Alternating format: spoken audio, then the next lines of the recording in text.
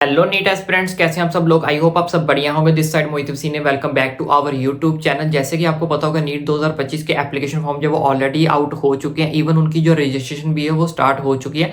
तो रजिस्ट्रेशन करते टाइम बहुत सारे बच्चों को कैटेगरी सर्टिफिकेट यानी कि कास्ट सर्टिफिकेट को लेकर बहुत बड़े जो डाउट्स निकल कर सामने आ रहे हैं। कुछ बच्चों का ये डाउट निकल कर आ रहा है कि सर हमने जो अपनी स्टेट का जो है कैटेगरी सर्टिफिकेट यानी कि कास्ट सर्टिफिकेट अपलोड कर दिया, तो क्या इस केस में हमारा जो है फॉर्म रिजेक्ट हो जाएगा। कुछ बच्चों का ये डाउट आ रहा है कि सर मैंने अपना पुराने वाला सर्टिफिकेट जो वो अपलोड कर दिया है जिसकी डेट खत्म हो चुकी है, तो क्या वो वैलिड होगा।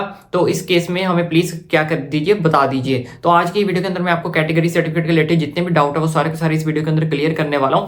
पहले मैं आपको ये चीज क्लियर कर देता हूं कि अगर आपने स्टेट वाला जो है कैटेगरी सर्टिफिकेट लगा दिया है, क्या वो वैलिड होगा। जी नहीं, वो बिल्कुल भी वैलिड आपका नहीं माना जाएगा।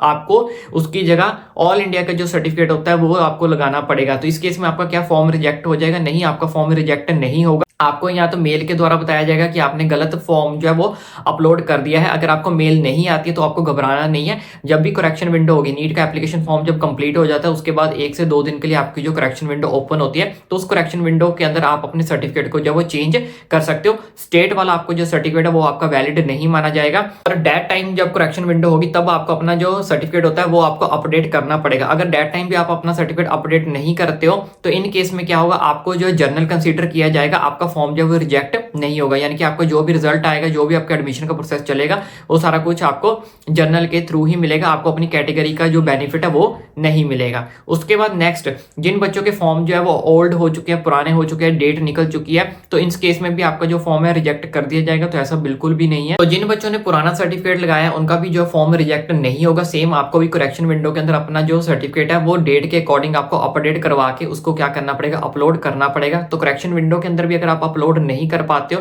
तो सेम एज पर रूल कि आपकी जो कैटेगरी है वो उसका बेनिफिट आपको नहीं मिलेगा। आपको भी जो जर्नल के अंदर जो है कंसीडर किया जाएगा। इसलिए अगर किसी भी बच्चे ने पुराना सर्टिफिकेट लगा दिया है या फिर स्टेट का सर्टिफिकेट लगा दिया या फिर ऐसा सर्टिफिकेट लगा दिया जिसकी डेट जो है वो निकल चुकी है, तो आपको घबराने की नीड नहीं है। जस्ट आपको क्या करना है, अपडेट करवा लेना है। अपडेट करवाने के बाद आपको करेक्शन विंडो के अंदर सारी की सारी चीजों को चेंज कर देना है। अगर नहीं करोगे तब आपको जो है इस चीज का बेनिफिट नहीं मिलेगा। किस चीज का? आपकी अपनी कैटेगरी के अकॉर्डिंग जो भी बेनिफिट्स होते हैं वो आपको नहीं मिलेंगे। सब कुछ आपको फिर जर्नल के अकॉर्डिंग ही आगे चल के प्रोसीड करना पड़ेगा। इसके साथ साथ कुछ बच्चों के मन में डाउट था कि सर जब स्टेट के फॉर्म्स आएंगे, स्टेट काउंसलिंग होगी, तो उसमें हमारा जो सर्टिफिकेट है वो कौन सा लगेगा। देखो बच्चों, ये डिपेंड करता है आपकी स्टेट के ऊपर, क्योंकि हर साल स्टेट के जो रूल्स होते हैं वो डिफरेंट स्टेट्स के अलग अलग रूल्स होते हैं। तो कुछ रूल्स चेंज होते चले जा रहे हैं। हर साल कभी कुछ नया रूल आ रहा है, कुछ नया रूल आ रहा है। वो जब स्टेट के फॉर्म्स आएंगे हम आपको एक्यूरेट बता सकते हैं कि किस स्टेट ने कौन सा सर्टिफिकेट जो है वो आपके लिए मांगा है। बाकी जितने भी बच्चे ओबीसी, एनसीएल हैं या फिर ईडब्ल्यूएस कैटेगरीज हैं, उनका जो सर्टिफिकेट है वो 1 साल से पुराना नहीं होना चाहिए। जस्ट आपको अपडेट करवा लेना है। बाकी काउंसलिंग के टाइम आपको जो फिर से अपडेट करवाना पड़ेगा, क्योंकि आपका जो सर्टिफिकेट है